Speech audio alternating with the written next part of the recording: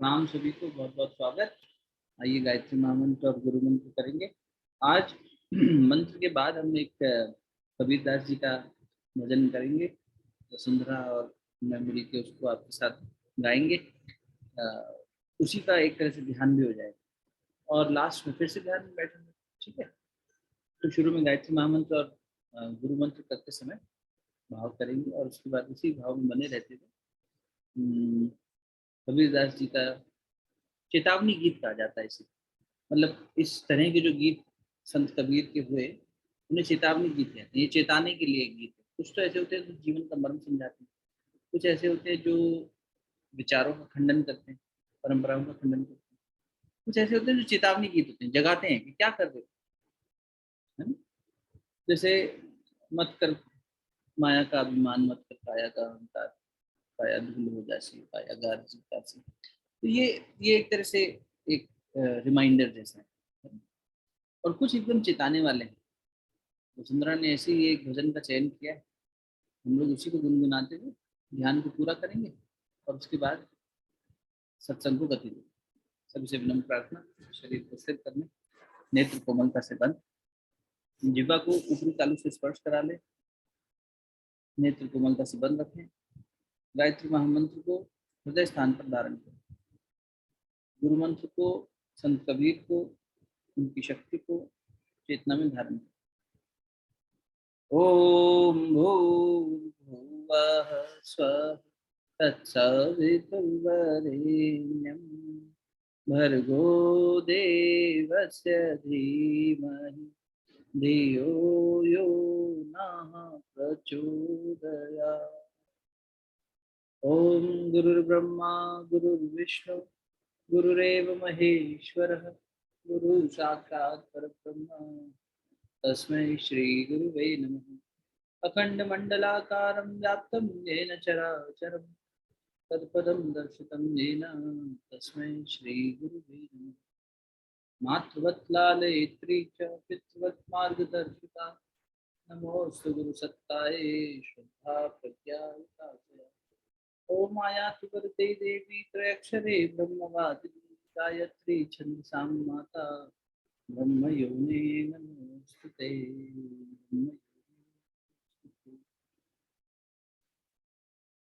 ध्यान की इसी अवस्था में बने रहने का प्रयास कीजिए।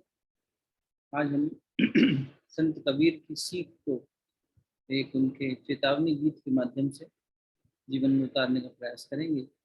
संत कबीर हमसे कह रहे हैं कि ये संसार 2 दिन का मेला है, 2 दिन का जीवन मिला है, 2 दिन के मेले में आए हैं और इसमें हम ना तो कुछ लेकर आए और ना ही यहाँ से कुछ लेके जाने।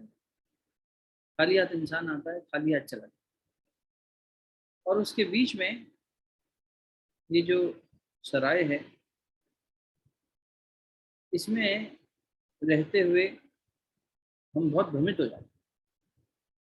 इसलिए संत पुरुष, बुद्ध पुरुष, अवतारी चेतना हमें बार बार आकर याद दिलाती है कि एक सिर्फ सराय है ये, यहाँ पे कुछ भी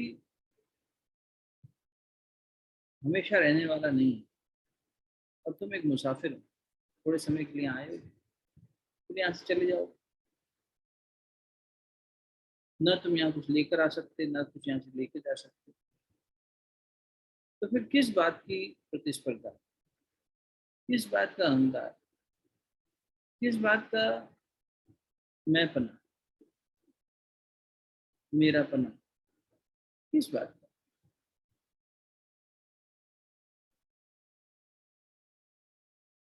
ये जागृति गीत है हमें जगाने के लिए,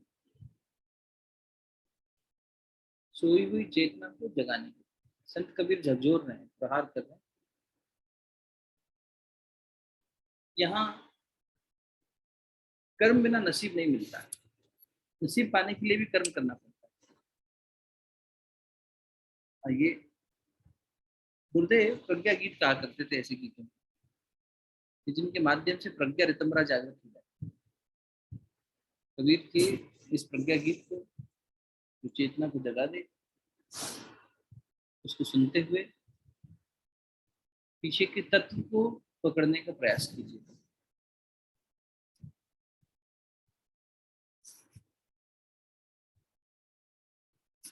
वजदा, आप अपने आप म्यूट कर लेना बेटा।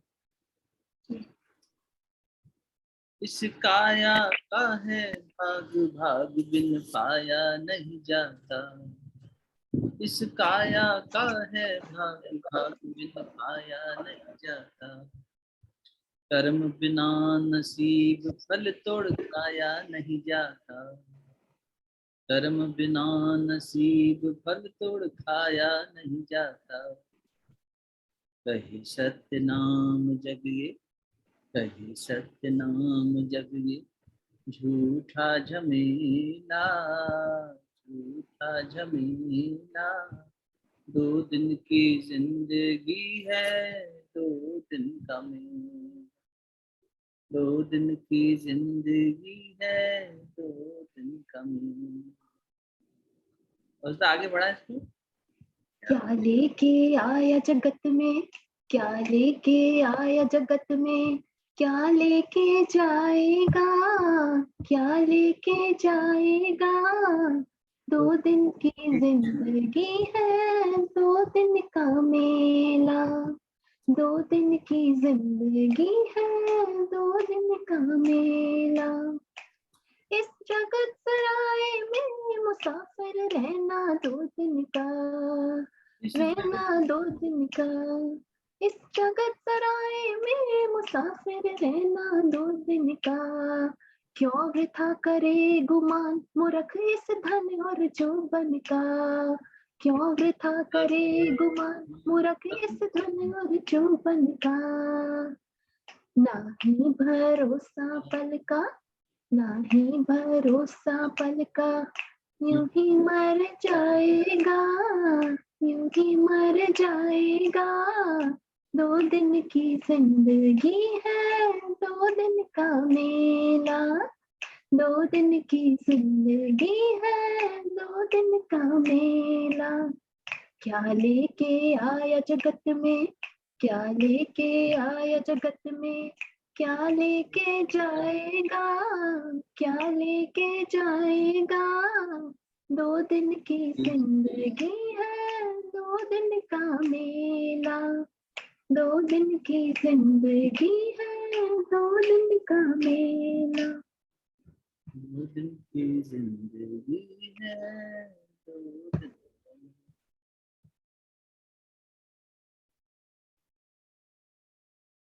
संत कबीर को मनी मन प्रणाम करते हुए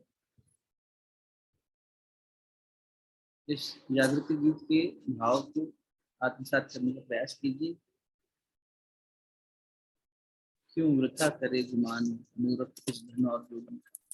ये अहंकार किस चीज का, ये काया भी यहीं रह जाएगी, ये संपत्ति भी यहीं रह जाएगी, ये नाम भी यहीं रह जाएगा।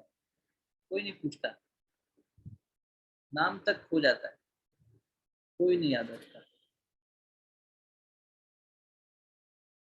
पीछे सूरदास जी का पद गाया था ना, कोई पूछता तक नहीं, बात भी नहीं करता थोड़े दिन बाद।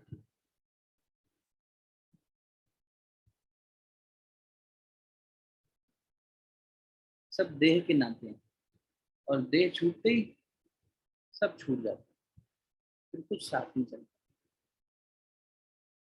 किस बात को गुमान करें।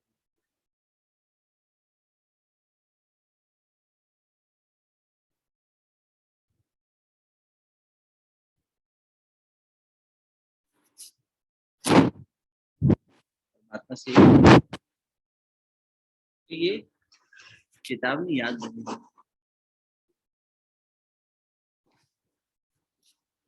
एक बार तुम्हें नाम यहाँ पर किया जा रहा है, उसके बाद दोनों मुखमंडल पर हृदय स्थान पर स्पर्श करेंगे। ओम भूर्भुवः स्वः तत्सवितुर्वरेण्यं भर्गो देवस्य धीमहि धियो यो नः प्रचोदयात्। वापस मिलिए। आप पूरी दिव्यता को मुखमंडल पर हृदय स्थान पर स्पर्श करें।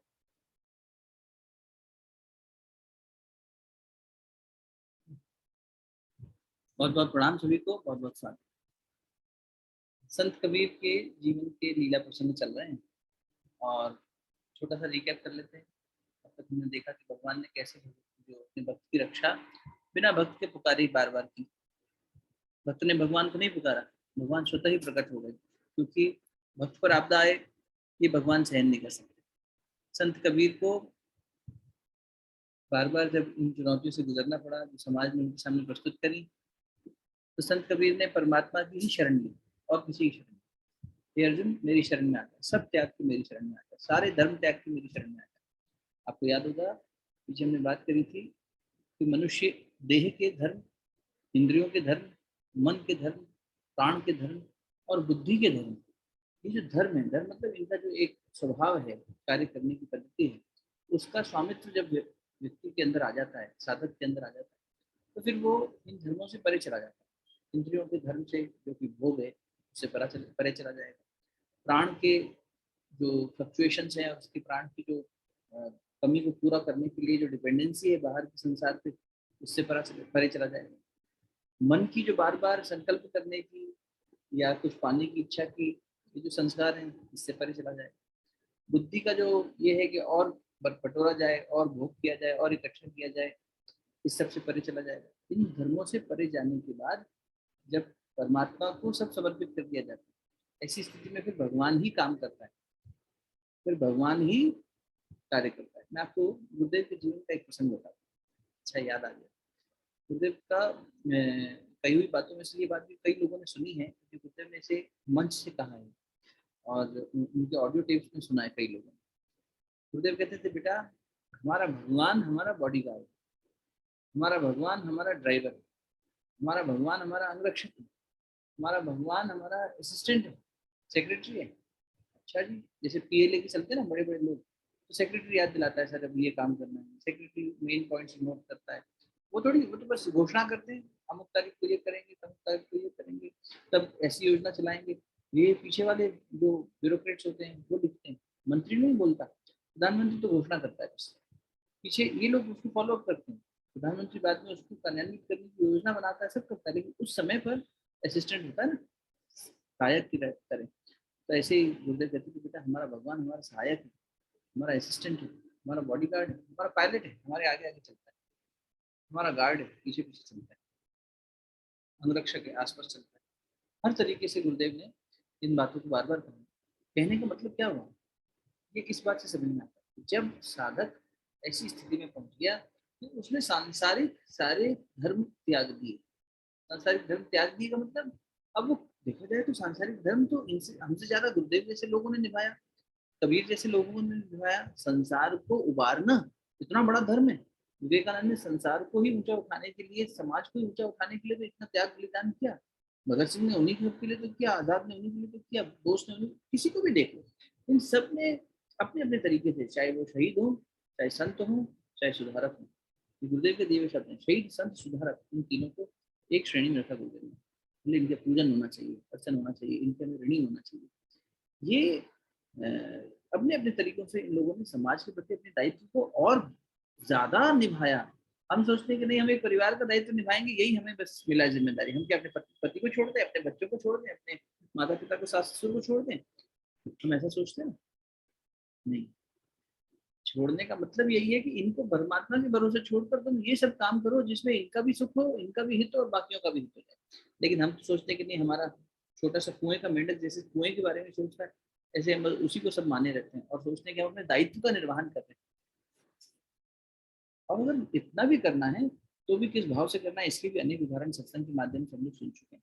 यहाँ पर भी अगर हम सिर्फ, मैं अपने परिवार की भी जिम्मेदारी अगर उठाता हूँ या अपने कुटुंब के जो साथी संगी है थोड़ी बहुत उनकी तरफ देख रेख करता हूँ, तो भी अगर मेरे अंदर ये धर्म है कि बार बार मैं भोग का धर्म निभा रहा हूँ, बार बार मैं इंद्रियों का धर्म है भोग करना, तो उसके पीछे भाग रहा हूँ, मन का लालसाओं के पीछे भाग रहा हूँ, तब तो फिर मैं यहाँ भी थपेड़े खा रहा हूँ, यहाँ भी इंसान दुखी है ना। इससे भी पार पाने के लिए, इसमें भी समता में स्थित होने के लिए हमें ये करना पड़ेगा, इन पांचों धर्मों से परे जाना पड़ेगा। तो जब ये स्थिति आ जाती है तो साधक अपना सर्वस्व भगवान को समर्पित करता है और भगवान उसके सारे कार्य करता है। उसके घर में आके खाना भी बनाता है, कचहरी में जाके उसकी गवाही भी देता है।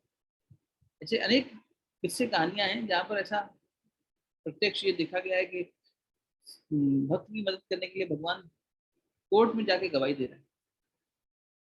ऐसे ही संत कबीर के जीवन में भगवान खुद आ रहे हैं, बैलगाड़ी हाँक के, और उसके लिए बोरियां उतार रहे हैं, कनस्तर उतार रहे हैं, रसोई का पूरा सामान लेकर आए हैं।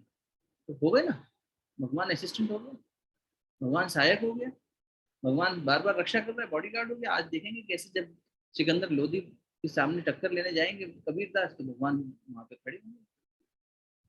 तो ये परमात्मा कब हमारे काम करने लगेगा? जब हम सर्व ये सब छोड़कर, सांसारिकता को छोड़कर, दायित्व हम निभाते रहे सारे, लेकिन हम परमात्मा में स्थित होने लगेंगे। तब सब कुछ त्याग कर, सारे धर्मों का त्याग करके, ये तो लिखा है गीता जी में, सारे धर्मों का त्याग करके अर्जुन जब मेरे शरण में कोई आता है तो उसके पुण्य और उसके पाप सब कुछ मैं हर लेता हूँ। नहीं साहब, हम तो बहुत बड़े पापी हैं, भगवान के पास जाएंगे, भगवान हमें स्वीकारेंगे कि नहीं? अरे क्यों नहीं स्वीकारेंगे? बिल्कुल स्वीकारेंगे। विभीषण जी बंदर को स्वीकार लिया, आपको क्यों नहीं स्वीकारेंगे? मुझसे तो बेहतर हुआ। सब कुछ, सब सारा योग क्षेम मैं हर लूँ। तो ये भगवान का वचन है, लेकिन हम भगवान को छोड़कर सबके पीछे भागते हैं, इसलिए हमें मिलता नहीं। तो संत कबीर ने जब बार बार भगवान की शरण करी, भगवान की शरणागति करके अनन्य भक्ति से उन्हीं के भजन गाने लगे, तब भगवान अलग अलग रूपों में, पहले एक केशव बंजारा बन के, और फिर उसके बाद दूसरा प्रसंग आपको याद होगा कि खुद भगवान कबीर का रूप भर के सब लोगों को दान बांटने लगे। अब कल विराम लिया था, परसों जब बात हो रही थी तो भगवान कबीरदास जी के जीवन में एक लीला चल रही थी, जिसमें वो वैश्या के साथ में सड़कों पर घूम रहे हैं, गलबैयां पा के मदिरा पान कर रहे हैं। तब वो एक वैराग्य की शक्ति और उसके सामने फिर प्रेम की, करुणा की शक्ति जब उजागर हुई, तो वो घटना प्रसंग चल रहा था। सीधा वहीं पे आ जाता हूँ।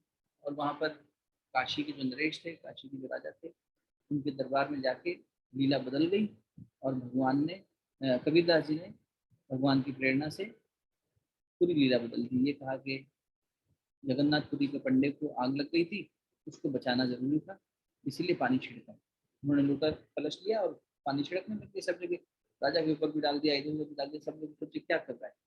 और वो जो जल छिड़का, वो जल कलश का नहीं था, सॉरी, वो जो मदिरा वाला ग्लास था ना उनके हाथ में, था तो नकली जल, तो सबको लगा ये मदिरा छिड़कने लग गए सब जगह, क्या कर रहे हैं, सब अपवित्र हो जाएगा। तो बोले नहीं, मैं उसको बचाने की कोशिश कर रहा हूँ, और ये मदिरा नहीं है, ये सिर्फ रंग दिखाई दे रहा है, इसमें है कुछ नहीं। तो ये घटनाक्रम पूरी हुई, और काशी नरेश को इस बात का दुख हुआ, क्षोभ हुआ। उन्होंने कहा कि हमने कबीरदास जी के साथ सही व्यवहार नहीं किया।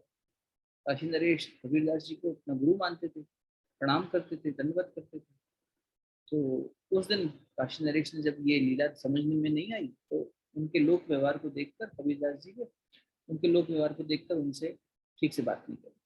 लेकिन जब लीला प्रकट हो गई, सब कुछ समझ में आ गया, कंफर्म कर लिया गया कि हाँ वास्तव में जगन्नाथपुरी में ऐसा हुआ था, उस समय पे घटना घटित हो रही थी, और कबीरदास जी वहाँ उपस्थित थे, वो उन्होंने बचा लिया। तो सब अचंभित हो गए कि कबीर एक समय में दो शरीर लेकर एक दो स्थान पर कैसे प्रकट हो गए। गुरुदेव के साथ भी ऐसे कई लीला प्रसंग हैं, जहाँ उन्होंने पंचकोश की साधना से 5 शरीरों को, सूक्ष्मीकरण की साधना से 5 जगहों पर एक साथ एक ही समय पर उपस्थिति अपनी जाहिर करी। बाद में लोगों को पता लगा, अरे हमारे यहाँ थे, कार्यक्रम कर रहा था, बोले हमारे यहाँ थे, आपके यहाँ कैसे हो सकते हैं? अलग अलग देश इसमें, शहरों में, गाँव में कैसे एक समय पर दो जगह हो सकते हैं? लोगों ने इस बात का प्रत्यक्ष अनुभव उस समय भी किया। तो ये संभावनाएं हैं, ये सारी सिद्धियां हैं जो शक्तियां उजागर होती हैं साधना से की जा सकती हैं। तो संत कबीर की इस बात को देखने के बाद में राजा को बहुत दुख हुआ। उन्होंने अपनी पत्नी से, जो कि एक भक्तिन थी, वो भी बहुत अच्छी भक्त थी, उनसे कहा कि मुझे बड़ा दुख है, मैं अपने गुरु का सम्मान भी नहीं कर पाया। पत्नी समझदार थी, भक्त भी थी। उन्होंने कहा देखो, न केवल गुरु का तुमने डबल गलती कर दी, एक तो गुरु का अपमान हो गया, दूसरा कबीर एक भक्त है, भगवत भक्त। पीछे भी आपसे निवेदन किया कि भगवान को अपने भक्त का अपमान नहीं सहा जाता, तो तुमने भक्तापराध कर दिया है, अब तुम्हें भक्तापराध से बचने के लिए भक्त से ही क्षमा मांगने जाना। तो फिर गए, राजा जी गए, और रानी जी बोली मैं भी साथ चलती हूँ। दोनों गए, और राजा एकदम राजपाट वाले वेश में नहीं गया, एकदम, अब देखो अपने पाप का क्षय कैसे करें, सीखना चाहिए हमें साधना में। हम साधक है ना, कोशिश करते हैं साधने की अपने आप को, तो हमें जानना चाहिए कि सूत्र क्या है और फिर उन सूत्रों को अपनाना चाहिए। तो उन्होंने सूत्र ये है कि जब भी हमसे भक्तापराध हो जाए तो अपने अपराध की क्षमा के लिए या प्रायश्चित के लिए हमें उस अपराध को जग जाहिर कर देना चाहिए कि हमसे ये अपराध हो गया, हमसे ये भूल हो गई। तो राजा ने एकदम सादे कपड़े पहने, सर के ऊपर गट्ठर रखा, गुरु के घर जब जाते हैं तो ये लेके जाते हैं यज्ञ के लिए, संविदा लेके जाई जाती है, संविदा सर पे रखी और पूरे शहर भर में जाते कहते गए, पैदल चले राजा और रानी, कोई लाव लश्कर नहीं, कुछ नहीं, पैदल चलते रहे एकदम आम आदमी की तरह कि हमसे दास कबीर के अपमान का अपराध हो गया, हमने बहुत बड़ा अपराध कर। ये कहते कहते कहते कहते सब जगह जा रहे तो लोगों को अचंभा हुआ कि हमारा राजा संत कबीर को इतना बड़ा मानता है। अब देखो कबीर की ख्याति कैसे बढ़ती चली गई। और राजा जी जो हैं वो नंगे पाँव चल रहे हैं, सादे कपड़े पहने हैं, कबीर के इतने गुणगान कर रहे हैं और इस बात का उनको इतना बड़ा ग्लानि है कि वो इस गिल्ट को सबके सामने रख रहे हैं कि मुझसे अपराध हो गया। अपराध यानी पाप। तो जो पाप हमसे हुए, गुरुदेव ने चांद्रायण साधना चलाई थी, तो ये इसी के लिए थी कि हम सबसे कोई ना कोई पाप हुआ है। पाप रहित जीवन किसी का नहीं है, अवतारी चेतना के अलावा किसी का नहीं। परमात्मा आए तो उन्हीं का जीवन पाप रहित है, बता तो। हाँ, मोटी बुद्धि से तो हम उनके जीवन में भी पाप देख लेते हैं, हम तो कहते हैं कृष्ण पापी हैं, उन्होंने भाई भाई का झगड़ा करा दिया अपने हित के लिए और अपने अपने गोल के लिए, अपनी इच्छा के लिए कि मुझे धर्म की स्थापना करनी है, उसके लिए भाई भाई को मरवा दिया, तो कृष्ण पापी है। गांधारी को तो कृष्ण पापी लगे थे, इसलिए उन्होंने, तुमने ऐसा पाप किया है, तुम्हारी वजह से मेरा कुल नाश हुआ है, तुम्हारा भी ऐसा श्राप दे दिया। तो भगवान के अतिरिक्त कोई भी पाप रहित नहीं है, दोष रहित नहीं है। तो इन दोषों के निवारण के लिए और प्रायश्चित के लिए गुरुदेव ने चांद्रायण साधना चलाई थी, जो कि ये इसी तरह की साधना है, पूर्णिमा से पूर्णिमा भोजन को नियंत्रित करके और चंद्रमा की कलाओं के साथ में उसको चेंज करते हैं, ऑल्टर करते हैं भोजन को। पूर्णिमा पे पूरा चांद है, धीरे धीरे चांद घटता है, भोजन भी घटता चला जाता है। एक ही समय भोजन करना और उसमें भी स्टेप बाय स्टेप रिडक्शन करना है। और ऐसा रिडक्शन होता है कि फिर लास्ट डे जब अमावस्या पे पहुंचे तो चंद्रमा भी नहीं है और भोजन भी नहीं है, सिर्फ पानी पे है। और फिर प्रतिपदा से फिर से बढ़ने लगता है और पूर्णता तक पहुंचते हैं, तो अगली पूर्णिमा तक वो भोजन बढ़ते बढ़ते फिर से जहाँ से शुरू किया था वहां आ जाते हैं। और भोजन के अतिरिक्त वहाँ तप का बड़ा महत्व है, जप और तप दोनों किया जाता है। तो जप का भी महत्व है, जब जप किया जाता है 67 माला प्रतिदिन गायत्री महामंत्र की, मतलब 6 घंटे 7 घंटे का जप चलता है। तो कठोर साधना है। उसमें ये किया जाता है कि अपना अपराध गुरु को बताया जाता है या किसी ऐसे विश्वसनीय व्यक्ति को जो उस आपका हितकारी हो और जो उस बोध उस अपराध को अपनी तपस्या से गलाने की क्षमता रखता है। यानी कोई तपस्वी होगा, कोई गुरु होगा, वही कर सकता है। तो उसको हमने बताया और उसने उसका क्षय कर दिया, उसका संस्कार मिटा दिया। लेकिन तपस्या हमसे ही करवाई, जब हमसे ही करवाया, जब और तब दोनों हमसे ही करवाया। साधना तो साधक को ही करनी पड़ेगी, लेकिन गुरु उस साधना से वो सारा सफाई नहीं होती, इसलिए गुरु अपने तप से उसको साफ करता है अपना अंश देकर। तो स्वामी विवेकानंद जी ने भी ये घोषणा करी कि तुम्हें अगर अपने अहंकार का नाश करना है, अपने पाप का नाश करना है, तो जाकर जग जाहिर कर दो उसको। ऐसी जगह पे जाओ जहाँ पर लोग तुम्हें गालियां दें, खूब तुम्हारा अपमान करें, तब तुम्हारा अहंकार भी गलेगा, तुम्हारे पाप से भी तुम्हें मुक्ति मिलेगी। ये कठोर साधनाएं हैं, ये सरल नहीं होता किसी के लिए। लोग तो अपने मन में कितनी गांठें छुपाए हुए हैं, कितनी भूल हमने कर दी, कितने पाप हमने कर दिए, संसार के सामने कुछ अंदर कुछ, ये सबके साथ है, सबके साथ। कहीं ना कहीं हम सबके अंदर एक पाप, देखो हृदय में लिखा, पाप अपने साथ, याद रखना। याद रह जाएगा तो जीवन की बहुत बड़ी समस्या समझ में आ जाएगी, कैसे क्यों हो रही है। इंसान कहता है मैं बार बार दुखी क्यों हो रहा हूँ, रोगी क्यों हो रहा हूँ, परेशान क्यों हो रहा हूँ, ये दिक्कत क्यों आ रही है। इसका कारण गुरुदेव ने दिया, पाप अपने साथ रोग, किसी को पता है आगे क्या है? रोग, शोक, पूरा करो। संताप, रोग शोक संताप। हाँ, गुरुदेव का शब्द में संताप नहीं है। पाप अपने साथ रोग, शोक, पीड़ा और पतन लेकर आता है। 4 चीजें। यदि जीवन में रोग है तो कोई पाप किया था उसी का फल है, मतलब लाइलाज रोग। एक तो रोग ये हो गया कि हमने कुछ खट्टा खा लिया, गला खराब हो गया, कुछ ठंडा खा लिया और बुखार हो गया। तो ये तो ऐसी चीजें हुई जो क्षणिक हो गई कि भाई चलो हमने कुछ किया उसका प्रतिफल होगा। लेकिन जैसे लोगों के जीवन में बड़ी बीमारियां आ जाती हैं, पुराने प्रारब्ध आ जाते हैं, तो प्रारब्ध के वश जो हुआ या कोई दुर्घटना हो गई, तो ये सब पुराने प्रारब्ध से ही तो आया। रोग आया, शोक आया। शोक होता है जैसे अनायास किसी की मृत्यु हो जाना, अकाल मृत्यु, किसी अपने का घाटा हो जाना, नुकसान हो जाना, बहुत बड़ा कोई आपका बिजनेस चौपट हो जाए, किसी का कुछ हो जाए, इस तरह की चीजें जो दिखाई देती हैं, ये शोक हो गया। इसकी वजह से बड़ा शोक होता है जीवन। जब कोई ऐसी घटना घटित हो गई संबंधों में या व्यवसाय में या और चीजों में जहाँ पर बड़ा आकस्मिक नुकसान हो गया, तो क्या हुआ? रोग, शोक, पीड़ा और पतन। पीड़ा शारीरिक भी होती है, मानसिक भी होती है, और पतन हो गया चेतना का। यानी मनुष्य जिस गरिमापूर्ण जीवन को जी सकता था या जी रहा था, उससे गिरते गिरते गिरते गिरते एकदम उसकी चेतना डिप हो गई। ये सब किस वजह से हुआ? पाप की वजह से। पाप किसे कहते हैं? अंतरात्मा जो कह रही है उसके विपरीत जाना, यानी फिर संसार की तरफ भागना, इंद्रियों की तरफ भागना, वासनाओं की तरफ भागना, और इनमें भी ऐसे कृत्य कर बैठना जो हमारी गरिमा के अनुकूल न हो। जो हमारे आत्मा के अनुकूल है वो जब तक चल रहे हैं तब तक पुण्य है, ठीक है। बस इंद्रियां हैं, संसार में जाएंगी, भोग करेंगी, लेकिन वो भोग अगर हम सिर्फ जीवन को संचालित करने के लिए कर रहे हैं, शरीर को स्वस्थ रखने के लिए कर रहे हैं, तो ठीक है, फिर पीड़ा पतन नहीं होगा उससे।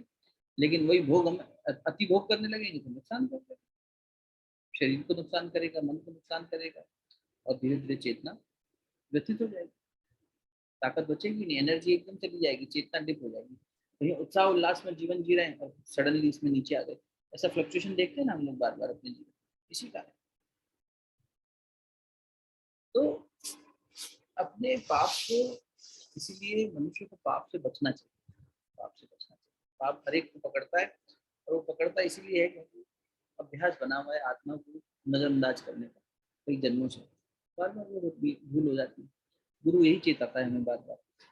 तो संत कबीर ने यही चेताया काशी नरेश को। काशी नरेश आए, काशी नरेश जब पहुंचे तो उन्होंने दंडवत प्रणाम किया पत्नी के साथ संत कबीर को।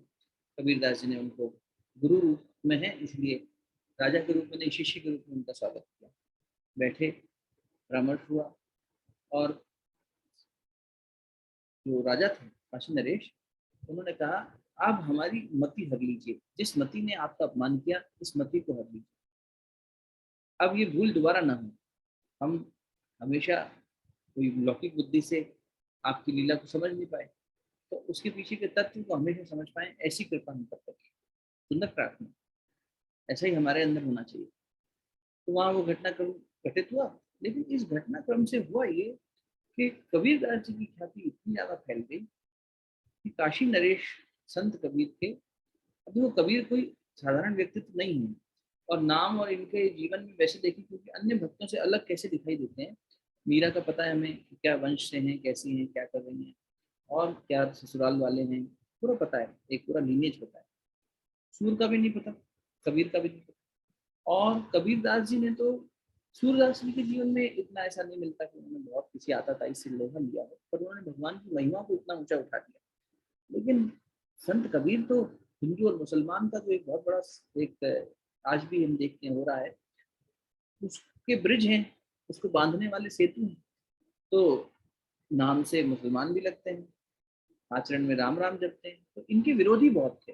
जब ये सोचो ना, ऐसा कोई व्यक्ति जिसका नाम कबीर है, राम नाम की माला जप रहा है, वो जो ग्रंथ हैं और मतलब जो लकीर पीटने वाली चीजें हैं उनको गालियां भी दे रहे हैं, उन पे कठोर आघात भी कर रहे हैं, तो ऐसे में उनके बैरी बहुत थे। मुसलमान भी चाहते थे कबीर मार दिए जाएं, और तथाकथित जो ये पंडित थे बनारस के, ये भी चाहते थे कि कबीर को मार दिया जाए किसी भी तरह से। इन लोगों ने जब देखा कि काशी नरेश अब हमारे हाथ से निकल गए, तो इनको बड़ी समस्या हुई। बहुत इनको ये हुई कि अब हमारी सारी योजना ठप हो गई, क्योंकि ये राजगुरु को छोड़कर बाकी सबको छोड़कर कबीर के पैरों में पड़ गए।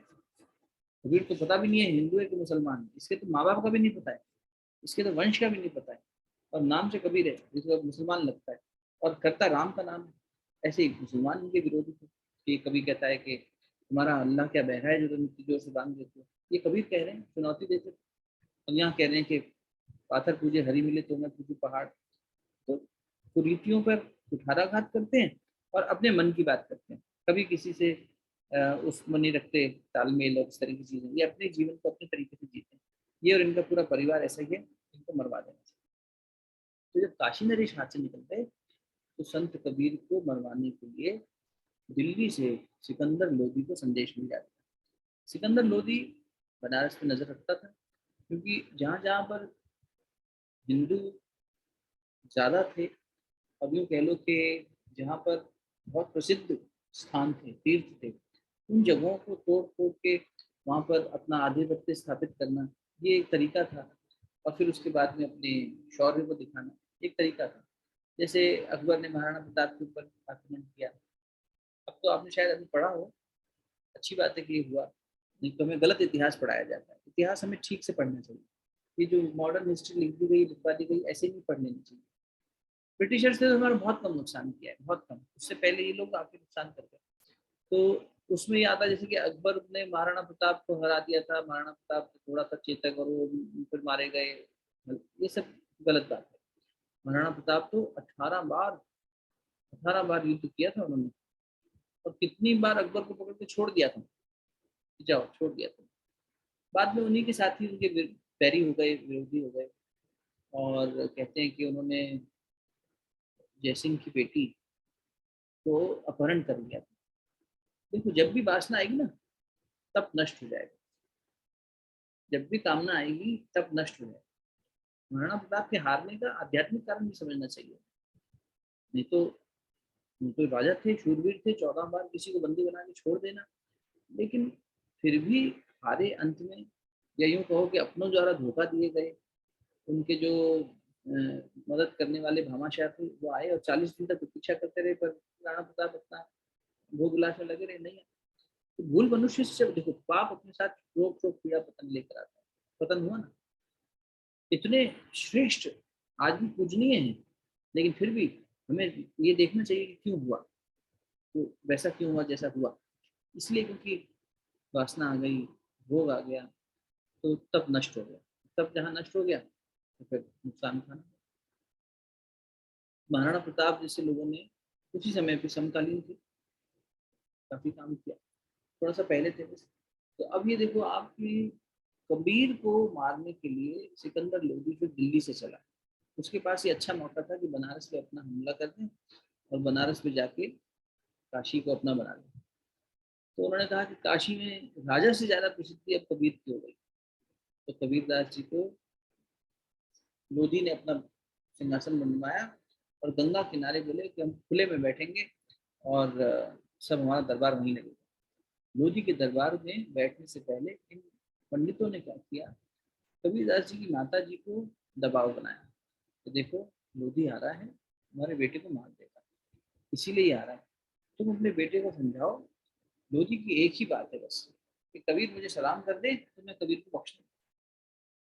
उनकी माँ ने कहा देखो मेरा बेटा तो भक्त है और भगवान का नाम लेता है और किसी के सामने सर नहीं झुकाता, मैं उसे इस बात के लिए नहीं मना सकती। लेकिन ऐसा कहा जाता है कि किसी न किसी तरीके से उनकी माँ को उन्होंने मना लिया और माँ भी दरबार में जाके उपस्थित हो गई कि भाई चलो, लोधी को कहते हैं कि मैं माँ होने के नाते उसको मनाती हूँ। तो उन्होंने कबीर से कहा कि लोधी को तुम्हें बुलाया है, तुम जाओ और उसे बस सलाम कर देना। कबीर कहाँ सुनने वाले, असम किसी का ऐसा थोड़ी है कि माँ ने कहा है तो मानना ही है, सिर्फ परमात्मा की माननी है। जो सही है उसी भी चलना है, चाहे फिर कहीं से भी बात आई हो, प्रस्ताव कहीं से भी आया हो। सही क्या है, जो अंतरात्मा के परमात्मा क्या है। तो कबीरदास जी जब वहाँ गए, लोधी ने सुन रखा था कि ये किसी के सामने झुकता नहीं, बहुत अकड़ू है, स्वाभिमानी है एक तरह से। संत में इतना स्वाभिमान होना चाहिए, भक्त में इतना स्वाभिमान होना ही चाहिए। ठीक है, हनुमान जी गए जब लंका में, नहीं दिया सिंहासन बैठ, कोई कुर्सी नहीं दी, आसन नहीं दिया बैठने के, तो उन्होंने अपना ही आसन बना लिया और वो भी रावण से ऊंचा आसन बना लिया, मतलब पूंछ ही मेरी काफी है बैठने के लिए। तो ये स्वाभिमान, जिससे कि गरिमा भी बनी रहे और कुछ नुकसान भी नहीं। तो कबीरदास जी ने लेकिन और कठोर प्रस्तुतिकरण किया, वो बिल्कुल नहीं झुके। तो लोधी ने कहा कि, लोधी के सहायकों ने, मंत्री ने, अरे आदाब तो करो, तुम आए हो आदाब करो। तो बोले आदाब क्या होता है, सलाम क्या होता है, मुझे नहीं पता क्या होता है सलाम। बोले तुम मुसलमान हो भी कि नहीं, कुछ नहीं बोले कबीर। बोले अरे जो भी तरीके से तुम्हें आता हो, इनकी अपने अदब से कुछ भी पेश करो, नमस्ते कर दो, सलाम कर दो, सर झुका दो। बोले ये कौन है, मुझे पता ही नहीं, मैं इनके सामने सर क्यों झुकाऊं? अरे तुम इन्हें नहीं जानते, लोधी हैं। तो एक तरह से अपमान किया लोधी का, ये कह के कि हम तुम्हें जानते ही नहीं, मैं सिर्फ राम को जानता हूँ, राम के सामने झुकता हूँ, मेरे सिर्फ राम है जिसके सामने मैं मस्तक झुकाता हूँ और किसी के सामने। तो लोधी को क्रोध आ गया और लोधी ने तुरंत हुक्म दिया कि इसी गंगा पे, घाट पे दरबार लगा हुआ था, इसी गंगा में पत्थर डाल के जंजीरों से बांध के कबीर को पानी में डुबो दिया जाए, और जब ये मर जाएगा इसकी लाश निकालेंगे, इसकी चिता तैयार करो, अग्नि तैयार करके रखो, लकड़ियां तैयार करके रखो, इसकी लाश को यहीं जलाएंगे पूरे बनारस के लोगों के सामने, उन्हें भी दिखाएं कि सिकंदर लोधी क्या है। राजा भी दुखी हो गया, प्रजा भी दुखी हो गई, जो ऐसे संत थे जो कबीर को मानते थे, कबीर के सहायक थे, कबीर को फॉलो करते थे, कबीर के जो शिष्य थे, सब बहुत दुखी। और संत कबीर अपना मस्त मौला, कबीर की माँ बहुत दुखी व्यथित कि क्या होने जा रहा है, और कबीरदास जी को इसलिए प्रहलाद का पुनर्जन्म कहा गया, और पूरा उनको बांध के बनारस में गंगा जी की में डाल दिया।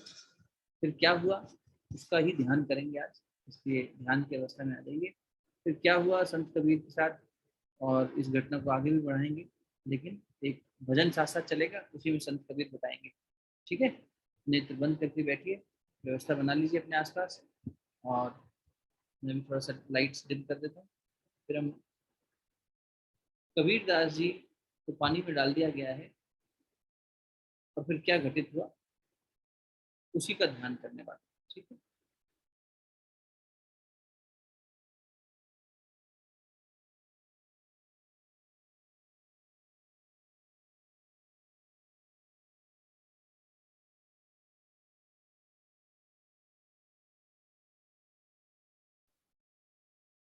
शरीर स्थिर, नेत्र कोमलता से बंद।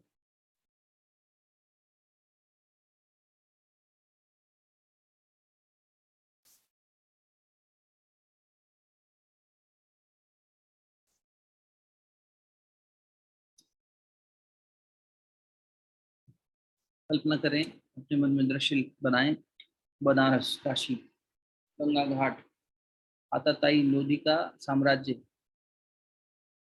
हिंदुस्तान पर, और काशी की नगरी में अपना दरबार लगा लिया लोधी ने, और वहां पर एक भक्त लोहा ले रहा है, ऐसे आताताई से,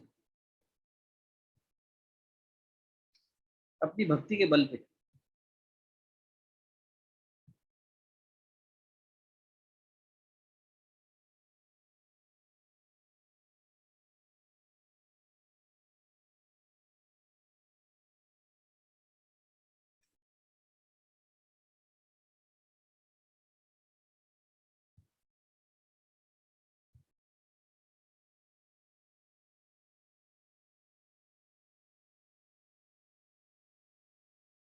कबीरदास जी को बंदी बनाकर,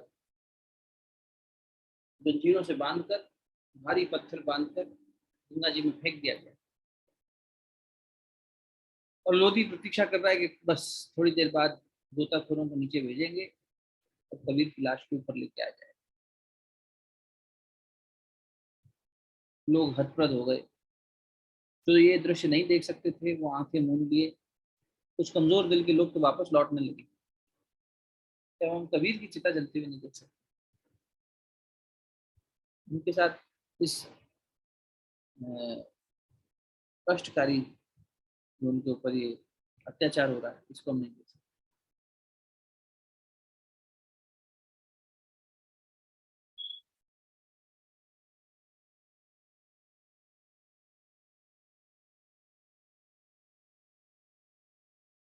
प्रतीक्षा हो रही है, गोताखोर नीचे भेजे गए कि संत कबीर के शव को ऊपर लाया जाए।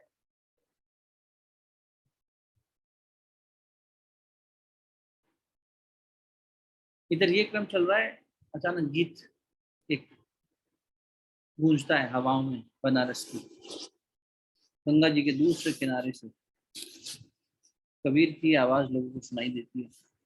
सब लोग इस किनारे पे खड़े हैं, यही देख रहे हैं कि अभी किनारे से थोड़ी दूरी पे ले जाके उसको नाव में ले गए थे और डुबो दिया, तो यही कहीं होगा उसका शव। सामने का घाट तो खाली है, कोई है ही नहीं वहां। सूर्यास्त का समय है, उस अस्त होते हुए सूर्य के घाट से एक सूर्य चमचमाता है। कबीर अपने आप में एक सूर्य, क्षितिज का सूर्य अस्त होने को है, लेकिन कबीर रूपी सूर्य उदय हो रहा है। ये कबीर के वास्तविकता का पहली बार बोध हो रहा था लोगों को कि ये कोई साधारण व्यक्तित्व नहीं, ये कोई प्रचंड शक्ति है, कोई अवतारी चेतना है।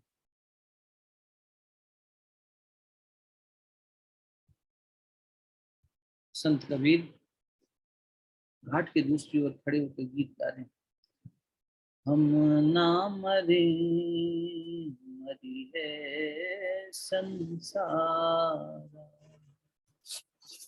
हम ना मरे मरी है संसार, हमको मिला जिया बनहारा,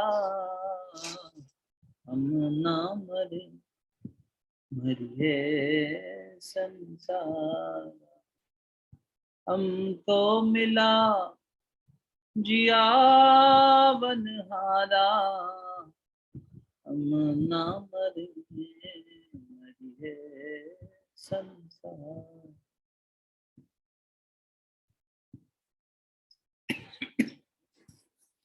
अब ना मरूं मरने मन मान, मैं नहीं मरूंगा। मृत्यु ने भी हार मान ली, काल ने भी जिसके सामने घुटने टेक दिए, यम के दूत जिसे कभी स्पर्श नहीं कर पाए। कहते हैं कबीर सशरीर गए थे, भगवान ने कहा था जब आना हो सशरीर मैं तुम्हें लेने आऊंगा। अब ना मरूं मरने मन माना, मृत्यु ने भी मन मार लिया अपना, वो भी मान गई तो मुझे स्पर्श नहीं कर सकती। अरे मरेगा तो वो जिसने राम को नहीं जाना। अब ना मरूं मरने मन माना, तेई मुख जिनी राम ना जाना, हम ना मरे मरी है संसार। इसका एक भाग और है, आत्मा कह रही है मैं कभी नहीं मरती। ये संसार, ये प्रकृति से उपजा हुआ संसार, ये पंच महाभूतों से बना हुआ शरीर मन इंद्रियां, ये सब नाश हो जाती हैं, ये बुद्धि प्रपंच सब समाप्त हो जाता है, लेकिन आत्मा कभी नहीं मरती। तो अंतरात्मा भी ये गीत गा रही है।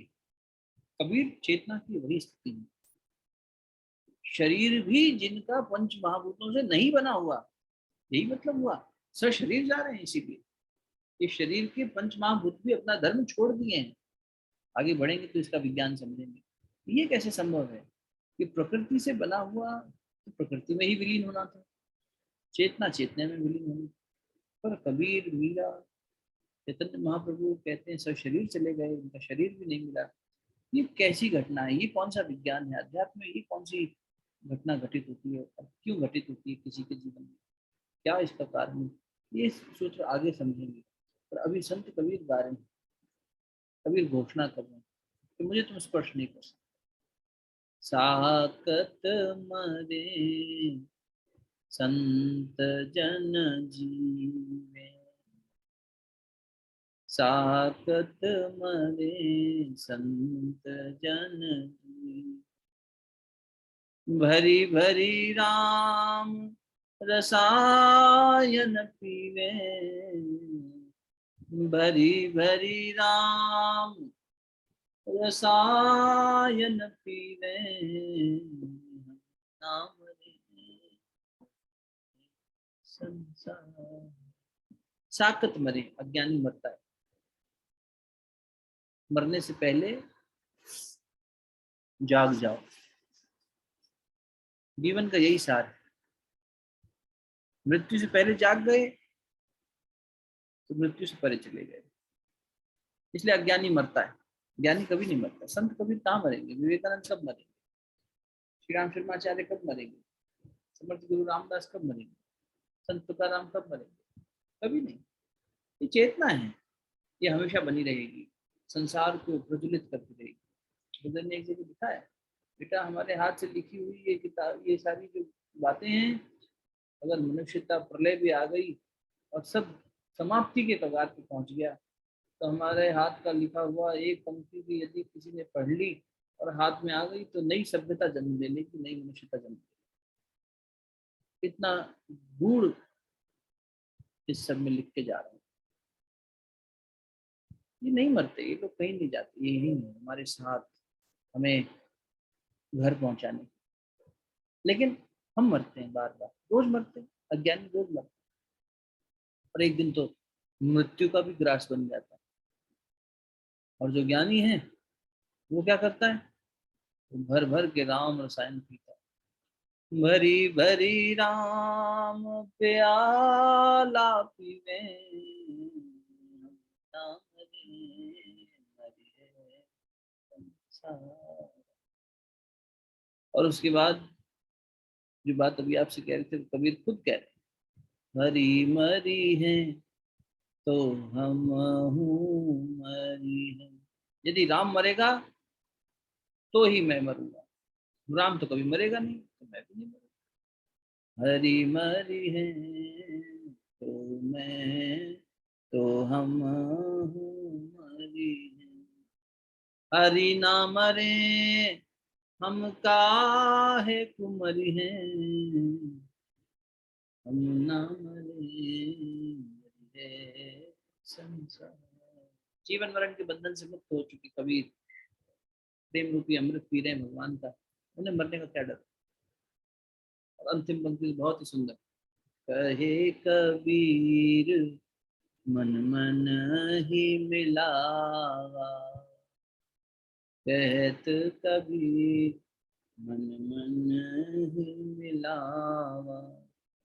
अमर भय सुख सागर पावा, अमर भय सुख सागर पावा। जा सिकंदर, लौट जा, तू नहीं कुछ कर सकता, तेरी फौज कुछ नहीं कर सकती, तेरा खौफ कुछ नहीं कर सकता। ये भक्त की चेतावनी है। ये ऐसे युद्ध हैं जो इस इतिहास में कभी कहीं नहीं गए। हमें जिम्मेदारी लेनी चाहिए, बच्चों को बताना चाहिए, औरों को बताना चाहिए। इतिहास वो नहीं जो किताबों में लिख दिया गया। बनारस की हवाओं में आज भी कबीर गूंजते हैं। लोधी को परास्त कर दिया उन्होंने, लौटना पड़ गया लोधी को, शरण में आ गया लोधी कबीर दास जी के कि मुझे अपना दास बना लो, मैं हार गया तुमसे। ये तो शुरुआत है, यही घोषणा कर दी कबीर ने। अरे तू क्या अत्याचार करेगा, क्या डराएगा मुझे, इस शरीर को कुछ कर सकता है कुछ भी, तू इस शरीर को भी कुछ नहीं कर सकता, इस तक को स्पर्श नहीं कर सकता। जिस शक्ति पर तुझे गुमान है उस शक्ति का स्रोत मैं जानता हूं, मैं वही हूं। इसीलिए कह रहे हैं, अमर भय सुख सागर पावा, हम ना मरे मरी है संसार। अरे ये सब संसार जाएगा, ज्ञान संसार मरेगा, खत्म हो जाएगा, लेकिन हम अपनी इच्छा से आए, इच्छा से जाए। हरी मरी है तो हम मरी है, हरि ना मरे हम काहू को मरी है। ये कौन कह सकता है, जो खुद राम है वही कह सकता है, जो खुद हरि है वही कह सकता है, जो खुद परमात्मा है वही कह सकता है कि जब तक परमात्मा है तब तक मैं हूँ, मैं परमात्मा ही हूँ। लोधी तू नहीं देख पाएगा, ये तेरे चमचे नहीं देख पाएंगे, ये धर्म संप्रदाय के नाम पर झगड़ने वाले नहीं देख पाएंगे। हम ना मरी है संसार, मुझे मृत्यु का कोई डर नहीं।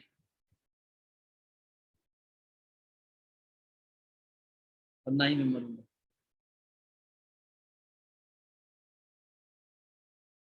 मेरे साथ मेरा राम है, मेरा ज्ञान है।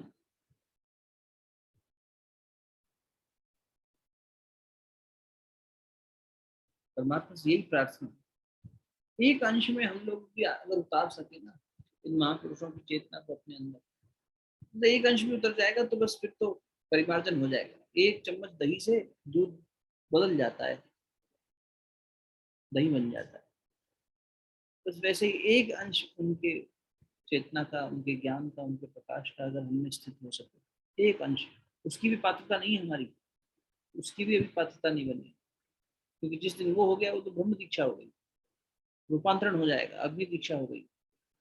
गुरु ने अपनी अग्नि का एक अंश, अपने तप का एक अंश, अपने ज्ञान का एक अंश, अपनी चेतना का एक अंश लगा दिया, बस एक बूंद।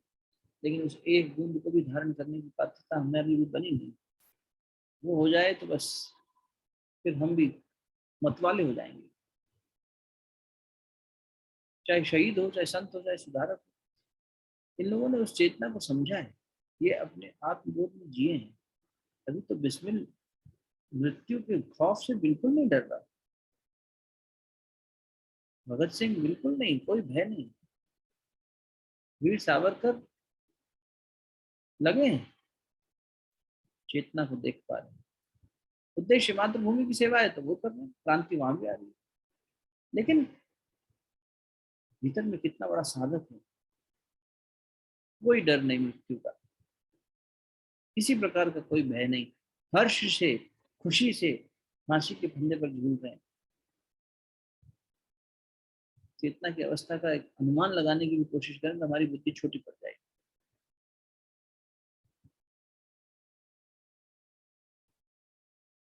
और हम अज्ञानी रोज मर रहे हैं, भय से मर रहे हैं, अनिश्चितता से मर रहे हैं, अपनी चिंताओं से मर रहे हैं, अपनी कामनाओं की पूर्ति के लिए भाग रहे हैं, उससे मर रहे हैं। हम अज्ञानी रोज मर रहे हैं।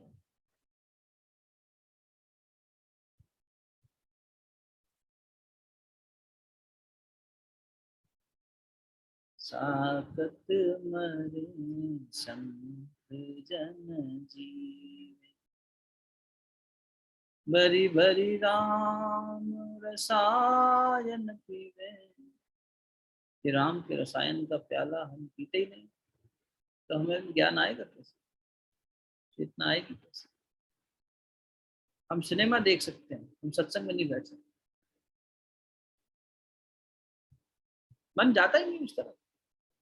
देखो ना, कितना आह्वान करने के बाद भी कितने कम लोग आए हैं। क्यों? बाकी लोग कहाँ व्यस्त हैं? हर कोई थोड़ा बीमार है। मन में संस्कार उस तरफ जाने का बन पाना, ये भी परमात्मा की कृपा से, भगवत कृपा से होता है।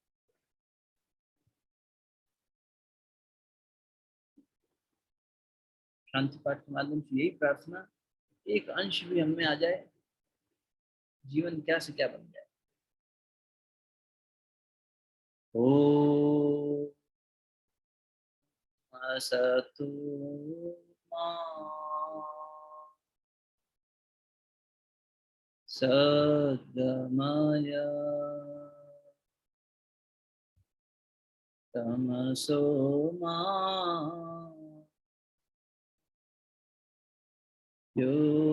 ज्योतिर्गमय मृत्योर्मा अमृतंगमय। ओम शांति शांति शांति।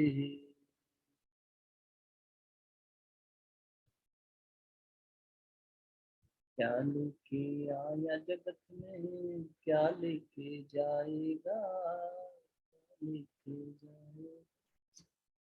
2 दिन की जिंदगी है, 2 दिन का मैं। लेकिन ये जो 2 दिन है ना, बड़े महत्वपूर्ण है। इस 2 दिन के महत्वपूर्ण जीवन को हम परमात्मा से जोड़ लें, चेतना से जोड़ लें परमात्मा की, तो धन्य हो जाए। संसार तो आता जाता रहेगा, साथी बिछड़ेंगे, किसी का संतान दूर हो गई, किसी का पति दूर हो गया, किसी की पत्नी दूर हो गई, किसी माँ बाप दूर हो गए, कोई मृत्यु का ग्रास बन गया, कोई कुछ हो गया, ये सब चलता रहेगा।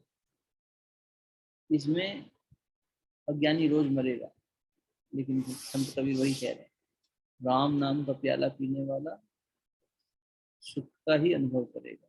वो तटस्थ भाव में होकर सब देखेगा। कृष्ण साथ खड़े हैं तो अर्जुन तटस्थ हो जाएगा, हमें आप चाहिए, बाकी कुछ नहीं, बस मिल गया।